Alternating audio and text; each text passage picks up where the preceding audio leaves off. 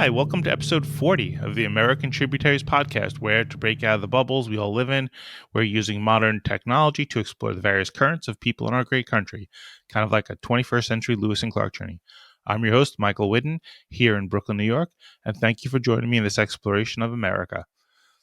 Today, I am delighted to be joined by Brian Abate, who's a neighbor of mine here in Brooklyn.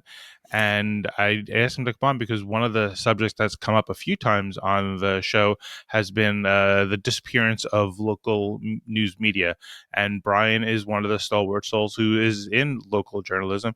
And I thought it'd be great to hear more from him. He writes for the Red Hook Star-Revue.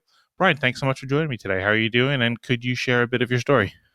I'm doing well, and thank you so much for having me. Yeah, Um, no, it's so great. I graduated from Maryland in 2019. I'd done an internship at the Star-Revue. I had a great experience. I didn't have a job lined up out of college. I went there, started doing a little bit of freelancing, and then kind of worked my way up. And yeah, I've been doing it ever since I graduated, and I love it. So you studied journalism in school?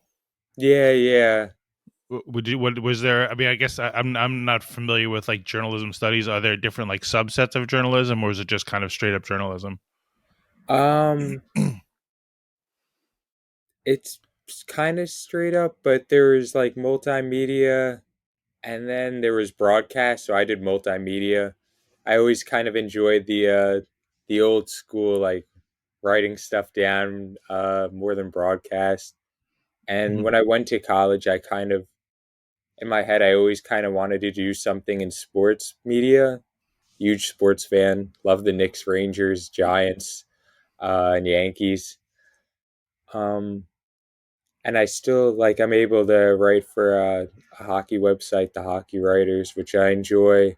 I did wrote for a basketball website called Talk Basket, and I kind of have my own blog with a couple friends where we can kind of do whatever we feel like, which is fun. And what got you involved with the Red Hook Star Review? I kind of needed an internship just to as part of the requirements, and I kind of knew the paper. My friend's mom had actually written for it, and I had read it and I liked it. Um, so I just kind of gave it a shot. I gave George, who it's his paper, and he's the editor as well. So I just kind of gave him a call, sent him my resume, and said, I'd love to get some experience. And he was kind enough to take me on. Okay. And what I guess what topics have you written about since you started writing for them? It's kind of been lot of different ones. George kind of he said I was like his Swiss Army knife, so that's Uh-huh. what I try to do. I really enjoy kind of the human interest ones. Like there were a few I wrote about a caviar place in Red Hook that even though I walked down Van Brunt every day to go to work, it was right off Van Brunt, but I didn't know it existed for a while. I don't know if you know the place Moss Boss. I think that's a really cool place. No. They like make art out of moss, which is I thought it was really cool and I love it. Yeah. Um, and then some local politics as well. I think kind of in college and growing up, I was always a little afraid to do political stuff, but I have done some like stories on local politicians.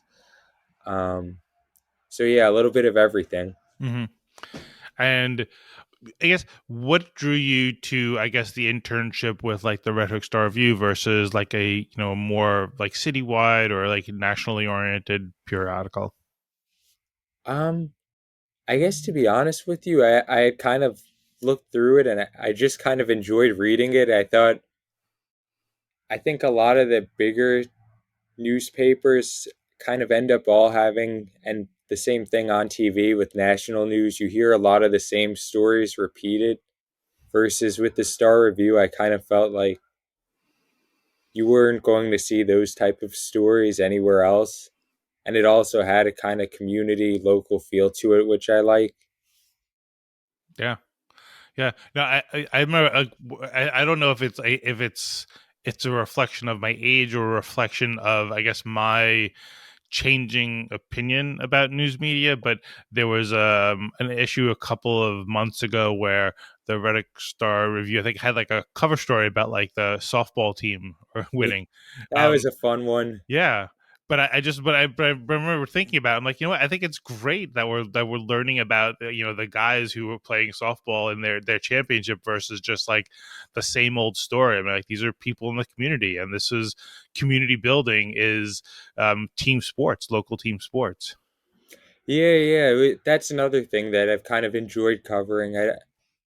When I was really little, I played Little League Baseball on the Red Hook ball fields, and then I don't know if you heard about it, but they found like toxic soil.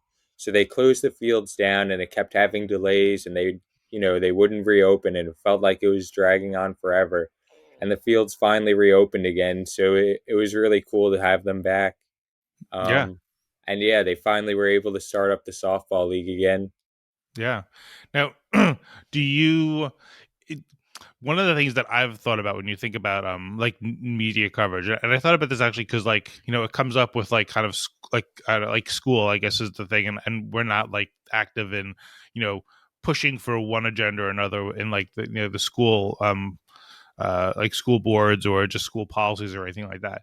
But what I realize is, in some respects, it's a lot harder to be critical of either your neighbors or of like the local leadership when it's a local thing versus like a national politics. Because like for me, one of my like I guess the criticisms of like the current media environment to me is like you can sit here in Brooklyn and you'll see news reports about politics in Arizona, Florida, Texas, wherever else, someplace far away. And it's easy to just kind of sit here and yell and scream about it because there's really no, account. There's no, you don't have to answer for it, right? You don't have to worry about running into those people because they're so far away, right? Oh, But here in Brooklyn, when you're going to be critical, you actually have to be careful. Otherwise, you could put yourself in a very like awkward social situation. So, do you find is it hard to cover local news because of that? that's a really good point, and I think I've kind of seen the same thing. As you get kind of higher up and you're less likely to be interacting with the person, like it's much easier to criticize the president than, the local politician you're going to be seeing all the time.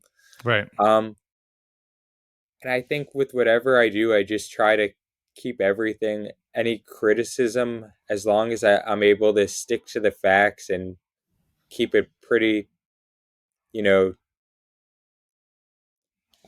what's the word for it? Just try to stick to the facts, I guess. And More as long as objective. I feel like I'm fair in the criticism, even if it's something I'm sure, politicians don't like to hear, I think they can accept that, and that they'll still be willing to talk to me and work with me. So yeah, and one of the big things they teach you in school is do as little harm as possible with your writing.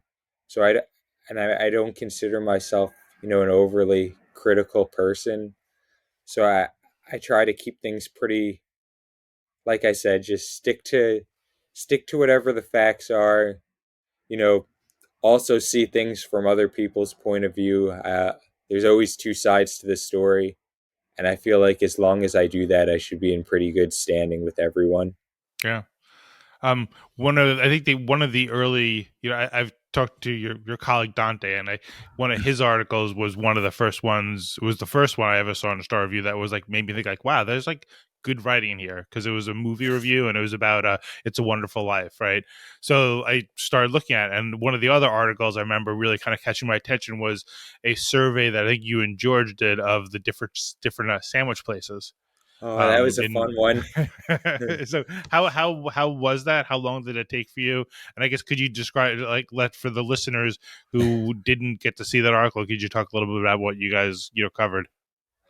Um, that one was actually, it was George's idea. We both like our food, and it was a blast. We kind of spread it out over a month, so we would give ourselves a little time because it was a lot of food.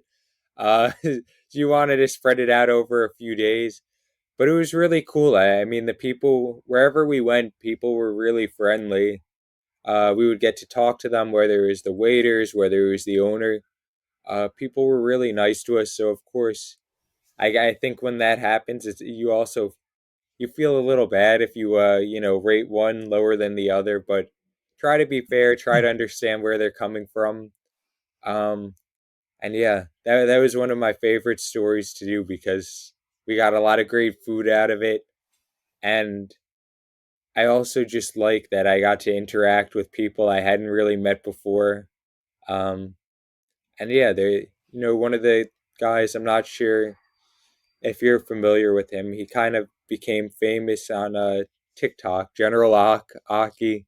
Mm. He's at the Red Hook Food Corp. So I kind of heard of him before, but then when I went there, he's known for making all types of really wild sandwiches. Like there were mozzarella sticks. He's had things with candy in them, so he's gotten really famous from that. So it was really cool. I never had anything like what he gave me before, and I'm not sure if even he could repeat it. There were so many different things in it. But he was also just a really nice, cool guy who's always excited to get the paper when we drop it off each month. So I think the fun part, in addition to trying all the great food, was getting to meet so many interesting people who now you get kind of build a relationship with, and you get to know them. Yeah. And and I'm embarrassed to say, like, I have never been to one of the, I guess, like, iconic sandwich shops in the neighborhood, DeFonte's. I think until like last year, I'd never been there before. That was a really good one too. That's another one. I definitely recommend trying it. They have a lot of different options that you could go for. Personally, I like the Nikki special, and then I forget the name of it, but it's like egg, potatoes, and steak. That's another one of my favorites. And same thing. The people there were really nice. They we got to talk to them. We dropped the paper off there every month too, which is sorry, it's a little off topic, but I think one of the things I really like about this star review is it really is something you kind of do it yourself. Like one of the things we do is when we get all the papers the next month, like we're the ones, George and I, who are distributing it all around the neighborhood. And I think just through that, you get to know a lot of the people in the neighborhood and you become friendly with them.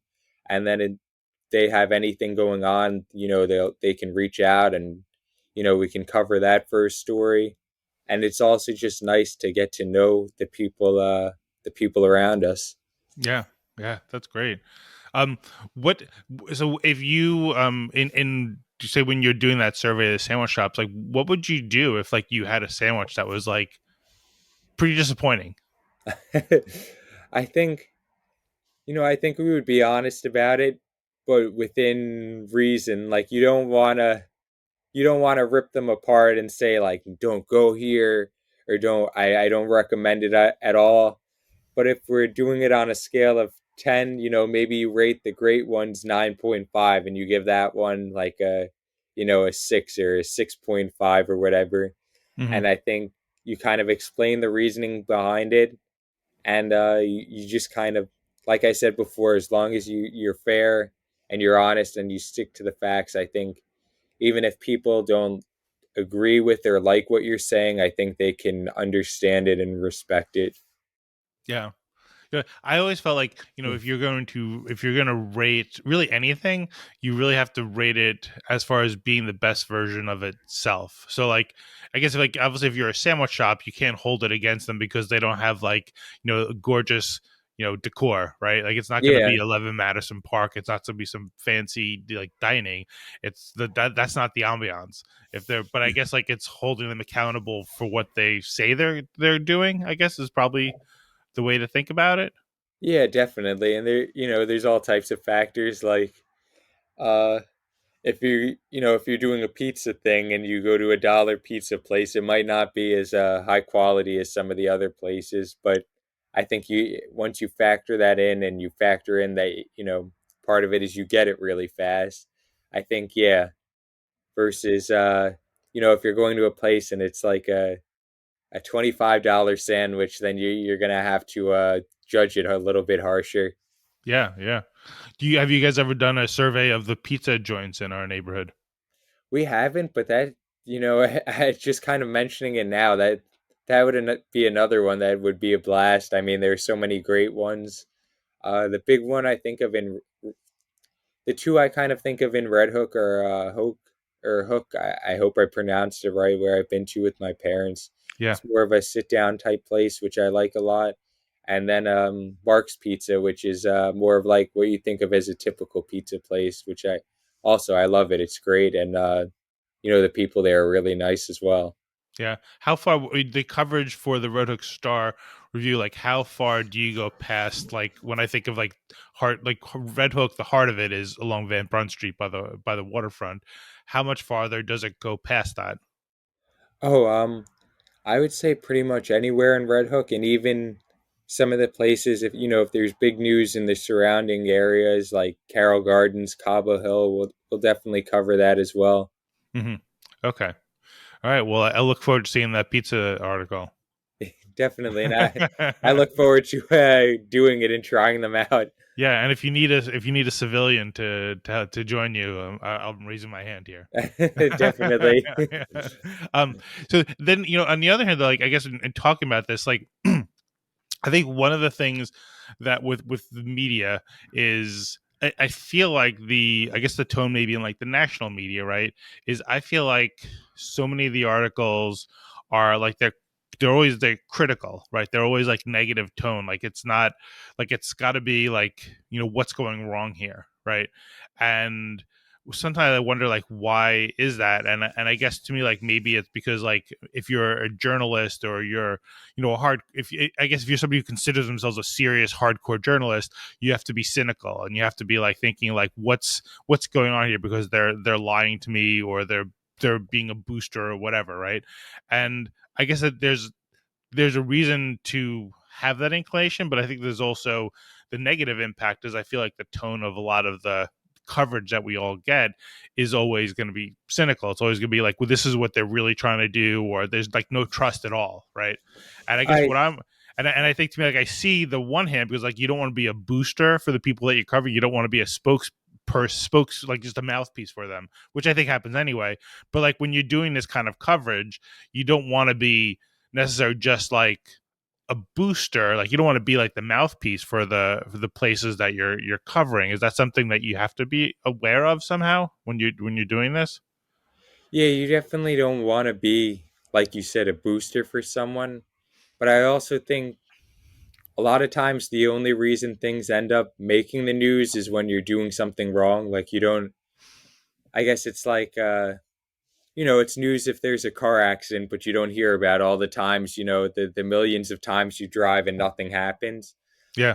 I think so. I think one of the things that I really like about this star review is there have been. I think we have more pieces on people helping the community or what they're getting right, what they're doing well, and then just kind of going off of that with the. So I write for the hockey website as well, covering the Rangers, and I've kind of noticed that like as far as views, it seems to be the ones that always get views or when you're criticizing people or when you're saying something controversial, which I don't really love doing unless it's something I really believe. And I think one of the problems is you have a lot of people who like to say outlandish things in part because that's what sells the papers, that's what gets the attention, that's what you see a lot in tabloids versus I think one of the things that we try to do well at the Star Review is if someone's doing a really good job or if there's a community leader, also just giving them their praise and giving them their flowers when they are doing a really good job, but keeping a balance without, you know, just being totally positive. You still have to be honest and critical, but I think it's about trying to find the right balance of both. Yeah. Well, it's interesting because as you talk about it, one of the things that strikes me is that if you think about it, if the media's cover it, if your incentives and if the whole like structure of evaluating how good you are is the number of views you get, it seems in some respects like it could be self defeating because like do you really want people who obsess about those negative things? Like, what kind of, like, are they really a consumer, or are they just somebody who's looking at it? Like, if somebody is going to go from outrage to outrage, like, are they actually worth the money? Like, do they do anything? And I don't know Yeah, if that's a I don't know if that's a question, but like, what value is it for you to get 1,000 people to look at an article that stokes their outrage about some fight? Because like, do they really buy anything? And if they do buy something, do you really want them as a yeah, customer? Because it sounds like they're pretty bitter people. yeah. Does That's that ever come definitely a up? good point. And then just in general, like it's not always the, like you said, it's not always the greatest. A lot of times when you're getting all those views or you're getting all the attention, it's because you've put something outlandish that isn't always the most factual, that isn't the most accurate, that might be just kind of feeding the mob a little bit. Versus, I mean, personally, I feel much better about a piece where I know I've been fair versus something that just receives a lot of attention because you're either criticizing someone who's been heavily criticized or saying something that's really out there. Yeah. Well, like, I guess it comes up for me a little bit, like when I try to write up the little like summaries of like each of my episodes of the podcast. I try to be when I try to write about it, I try to think about like how the person I talk to would react to it, because I feel like I wouldn't want to be reduced to like the most outrageous thing maybe I said, right? Like, I don't, if we're talking, I don't, Yeah, it's not about that. It's about something else, and I don't want to also be like kind of pigeonholed into like one particular demographic or whatever. So I try to make sure I give like a balanced description of what happened. And I think, to me, like, maybe, I guess that maybe that's what you'd want from like an honest journalist. But like, can I, since you're fresh from like school, like, and obviously, I mean, social media has been well established by the time you're going to school at Maryland. Do they talk about like the I guess what we're talking about? Do they talk about how the incentive structure is a little, distorted or screwed up and needs to get fixed, and what you should do to be wary? Or is it just kind of like putting you into the pipeline of the current journalistic industrial structure? they definitely talk about both. Social media, it's kind of whether you're a fan of it or not, it's definitely here to stay. And I think it's also, especially with Twitter, it's how a lot of people get their news. And yeah, they kind of, one of the things we have to do when I was in school is make a Twitter account, which I never had before. I was a little bit off the grid, a little bit behind the times. But yeah, they do tell us about that and being careful and being factual, especially when it's something, because whatever you put out there, whether you, I guess with anything with social media, once you put it out there, you might be able to delete it, but people won't forget it. People can screenshot it. So if you're making mistakes or if you're being overly critical or overly positive about someone, it's something that people are going to have forever. So you have to be careful about it and you want to get things right. I mean, just recently, I'm not sure if you're a Yankees fan or if you followed the I'm a Aaron Mets Judge. fan. I'm a Oh, Mets fan. gotcha. But I mean, I feel bad for the guy, but John Heyman kind of putting out there that Judge was going to the Giants, like that's something I think, unfortunately, he's going to be remembered for that for a long, long time.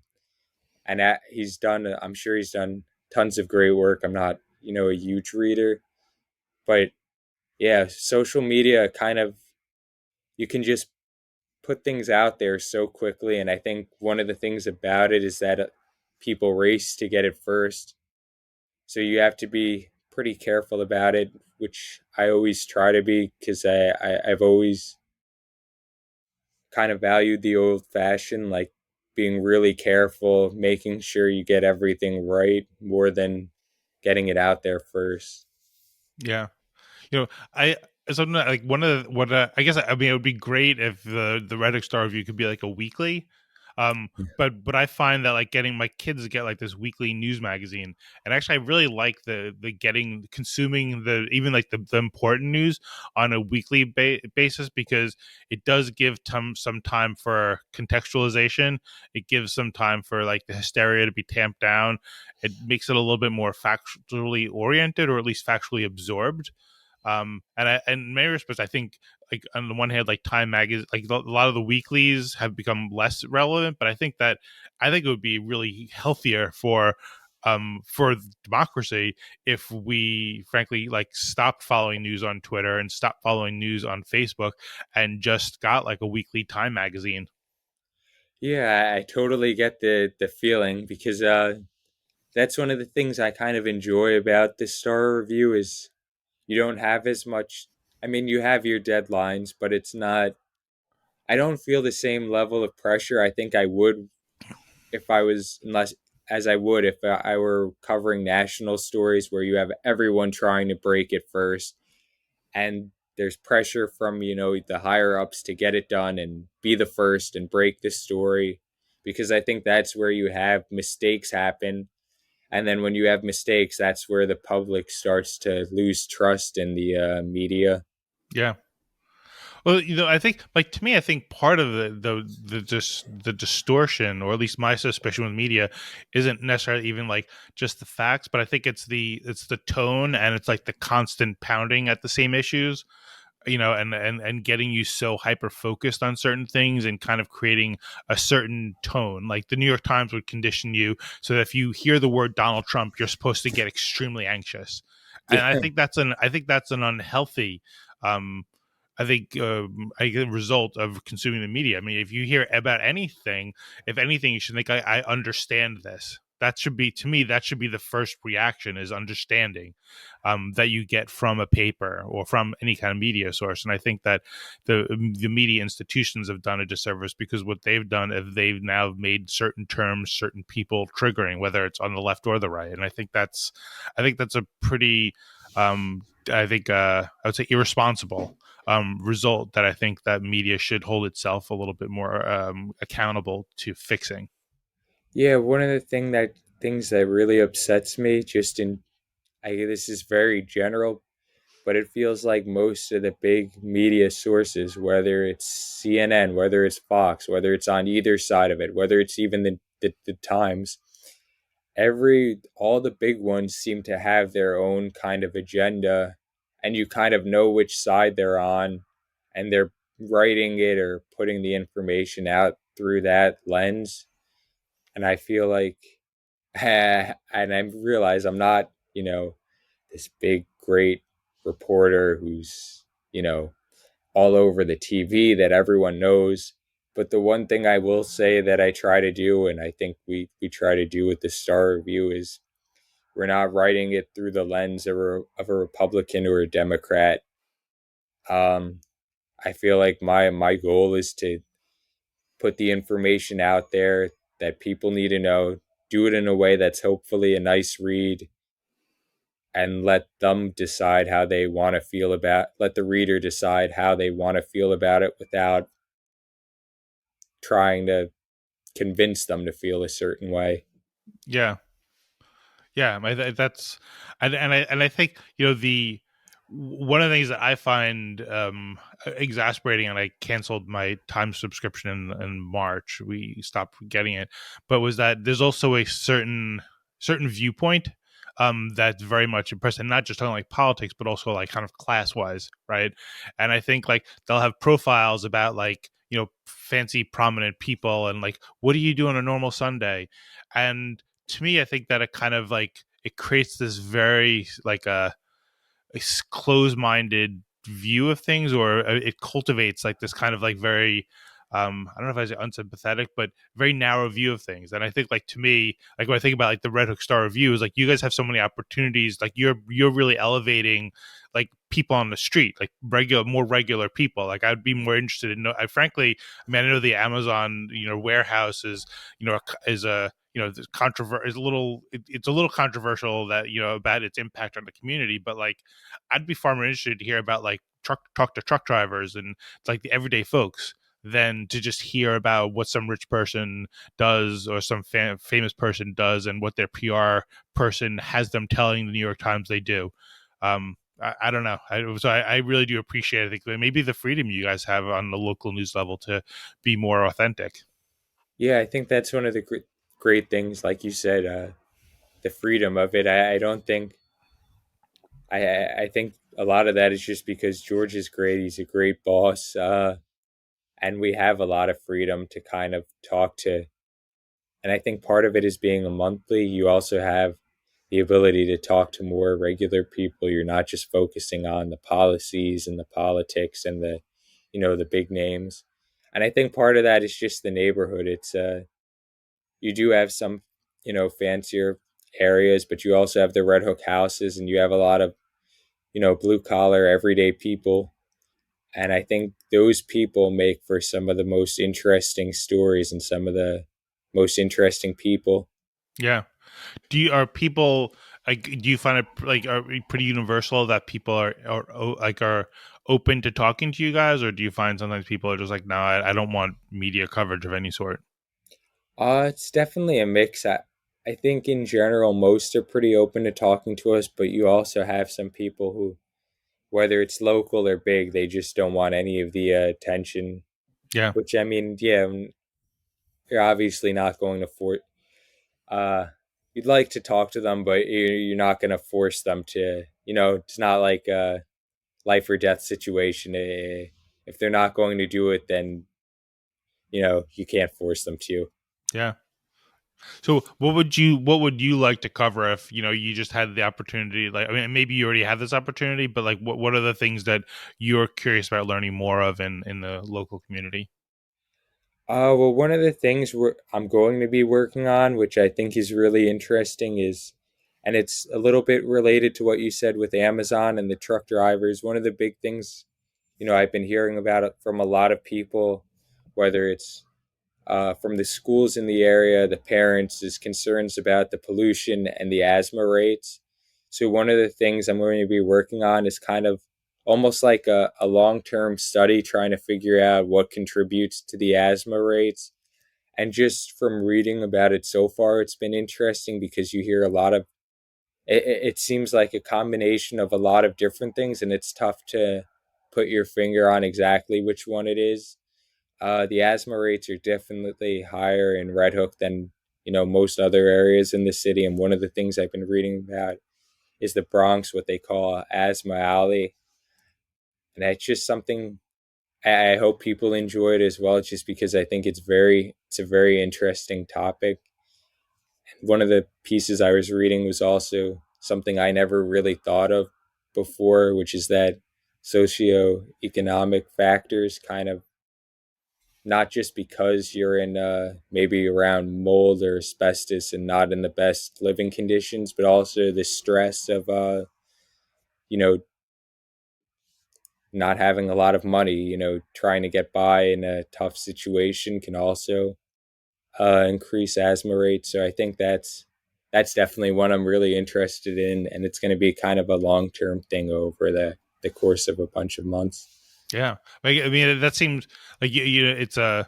I guess it's easy to kind of, and you can see like it would be, and I don't know where your study is necessarily going, but it's easy to look at like the Amazon trucks, but you also have like, I don't know, like, you've got the whole BQE and the tunnel, right? Yeah, That with all those cars and their exhaust probably being blown in one direction or another, and then like you said, you have their living conditions, and it's complicated. I think, as I yeah, imagine. yeah. And the thing is, it's one of those things where there have been some studies done, but it's tough to be scientific about it because there are so many different factors that contribute. It's tough to tell how much each one factors into it. Yeah. But I think it's going to be interesting. Yeah.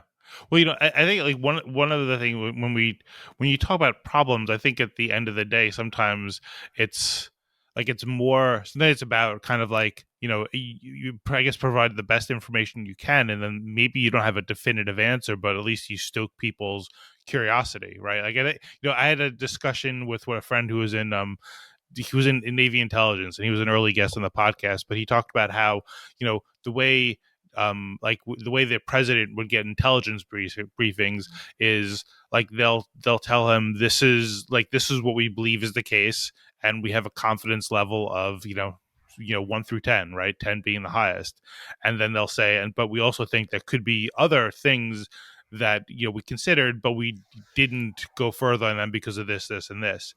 And I feel like I think even you're conditioned when you write in college to like kind of be more definitive and less hedging.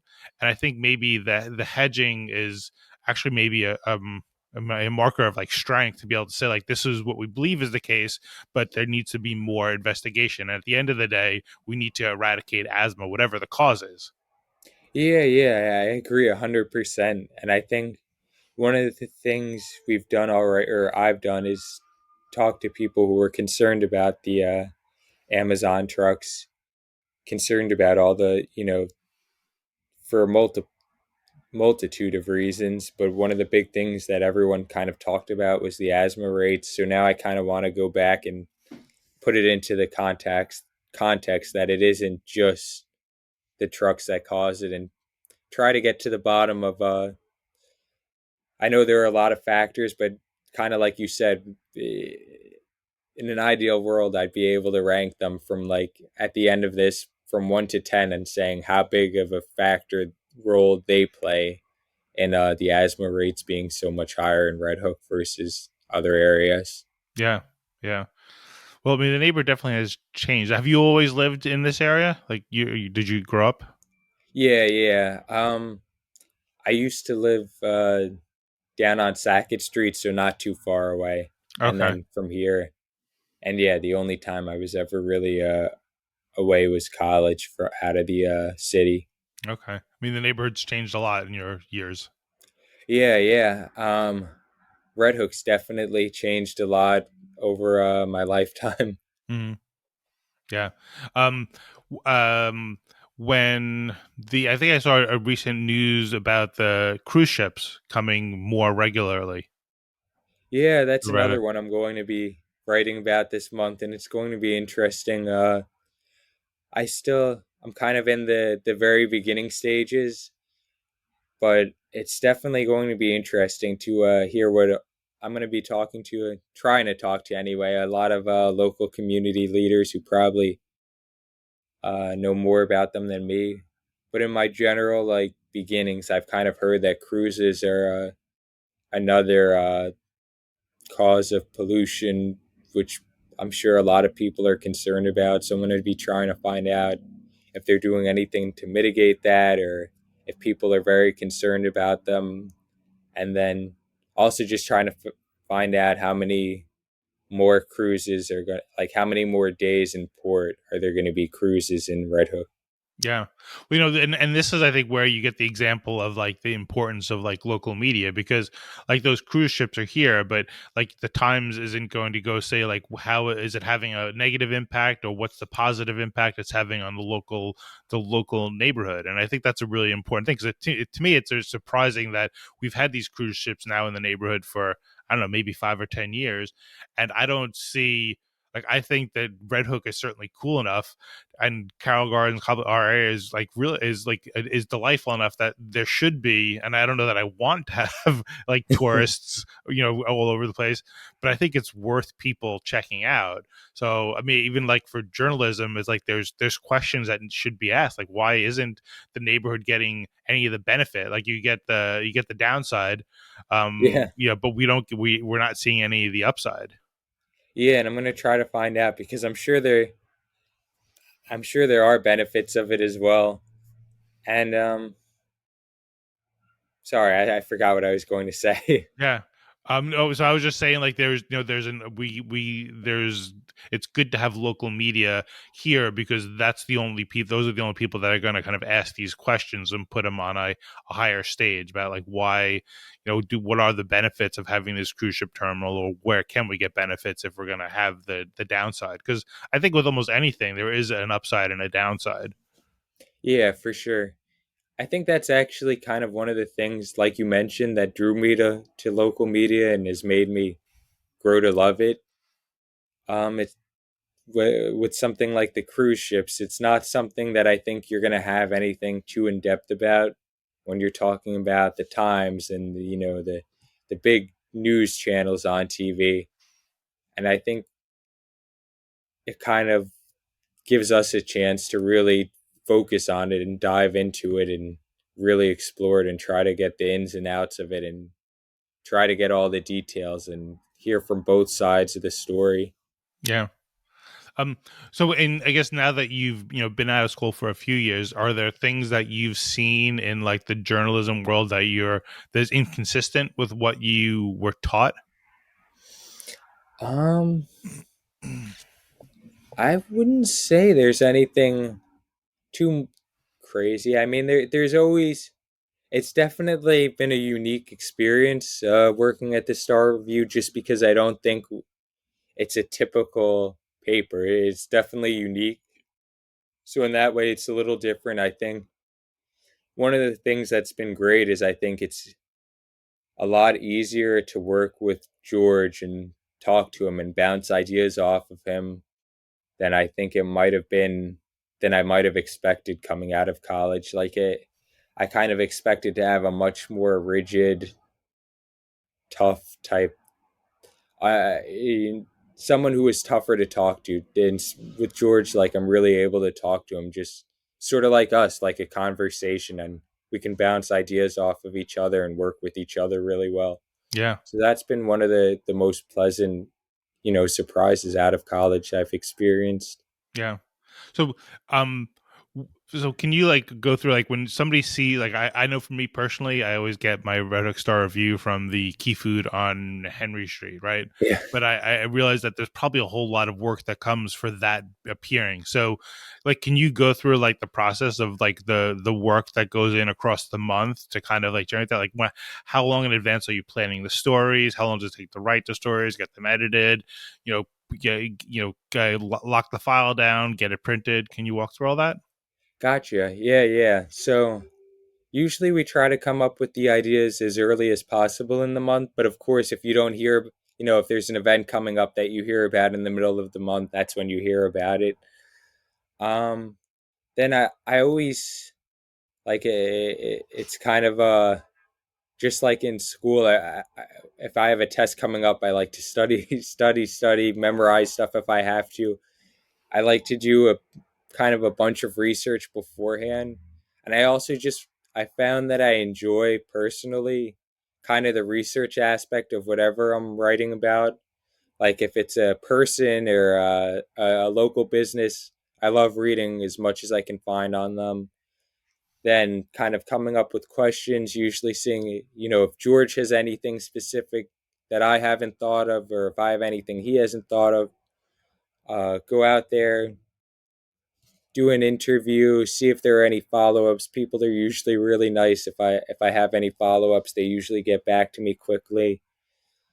And then kind of I like to bang out like a draft where I have kind of put in all the information if I put on, and then kind of from there I think if I have too much or if I see something and this isn't really important or I don't want to put something that's unfair, and I can kind of take that out as I go. And then yeah, that's pretty Yeah. much the process. And when do all articles have to be finished? Usually, ideally, you'd like to do it earlier, but usually a few days before the end of the month, and then George will kind of work on getting the layout all set. Mhm. And then, yeah, as I mentioned before, like once it's printed, George gives we distribute them ourselves, which is a lot of fun too. How so be your so the article so the newspaper, the files, everything gets locked down like end of the month, and then it goes to the printers. Yeah, or I give it to George, and then I think George kind of does the design and layout Yeah. himself, and then he gives that to the printing company. Uh huh. We get the papers, and then we kind of distribute them all over, and then we're already kind of beginning with ideas for the next month. Yeah. And then So sometimes you have, sorry, I was going to say sometimes you have stories that aren't super timely where you don't have to get them out right away, so you kind of have it in the back of your mind, and then you decide this is the time to do it, and you're able to focus on that and get started early, which is Okay. nice. Yeah.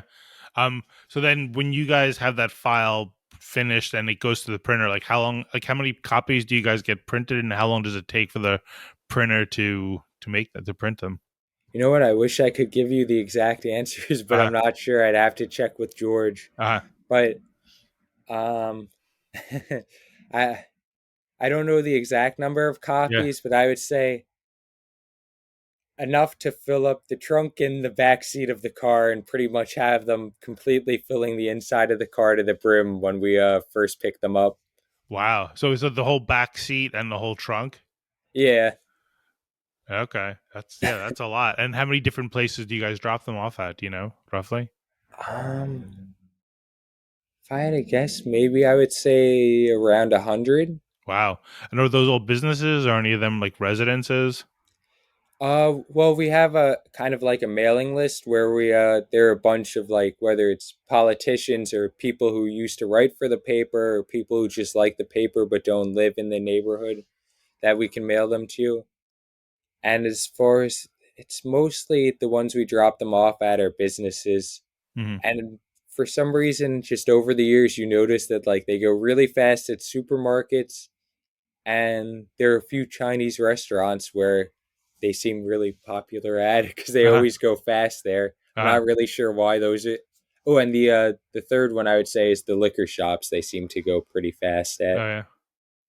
Yeah, I find like what I liked about it is like compared to the other local papers, I found the other local papers were either like more very much like kind of like police blotters or like almost too much like just kind of reporting on like community like board type things, but like there wasn't really anything else. And I felt like what you guys had was like it was like real writing. Gotcha. Well, thank you. I appreciate it. That's definitely something we try to do. Yeah, and it's still there, and I enjoy actually like George's articles where he'll have an opinion about like what Red Hook should be doing, and Oh, I don't know if there are other people, but I I like that. always like reading the George's words and Pio who writes from Italy. Even though it's a local paper, I always love reading his stories each month. Yeah, It's just yeah, one of the things I'm not to like. I don't mean to gas up the paper I write at, but I uh, really do enjoy reading the other stories. yeah.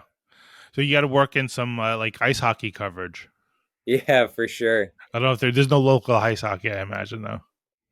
Not that I know of. I know the one thing that is kind of cool though is with the ball fields back, we're gonna have the softball leagues. You have the little leagues going on, or going to be going on, so that's cool. Yeah.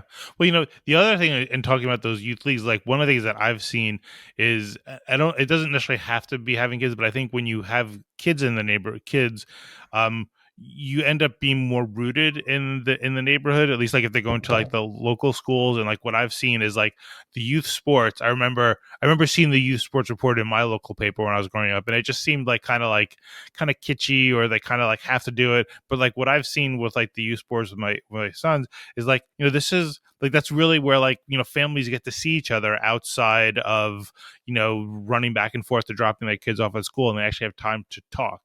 And I guess I've come to appreciate like really any of the youth activities. It could be the ballet school. It's not just sports, but any of those kind of like any of those other activities are really where the community building happens. And I think it is great that you guys cover the softball, and hopefully there's more of that kind of stuff. Yeah, definitely. And that was kind of I agree 100%. Like, and that was one of the tough things during the pandemic.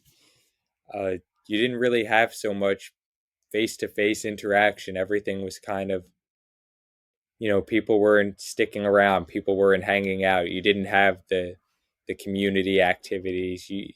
And I think now that it's kind of gotten under control better, you have that again. Yeah.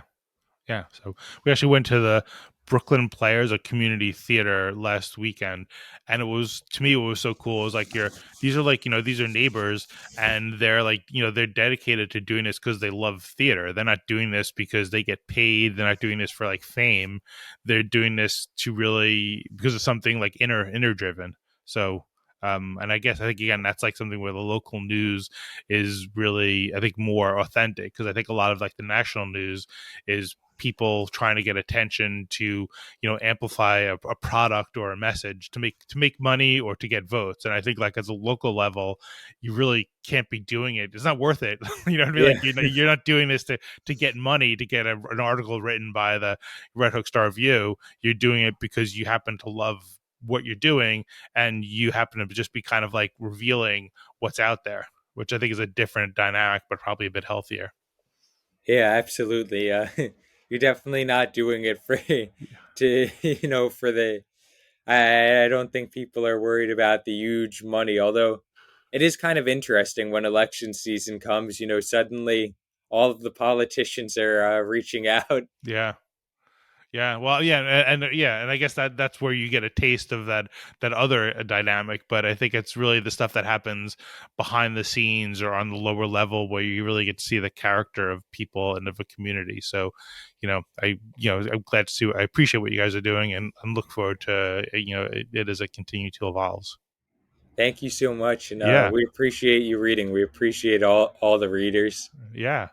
And I guess the last thing that I like to ask people on the podcast is what gives you hope at the end of the day?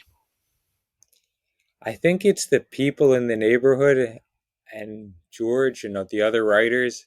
I think the thing that really gives me hope is I've met so many great people in Red Hook. I've met so many great people through the paper, and I have 100% confidence in them that they're going to do a great job and that they're going to make the community a better place. And I think that's the biggest thing for me.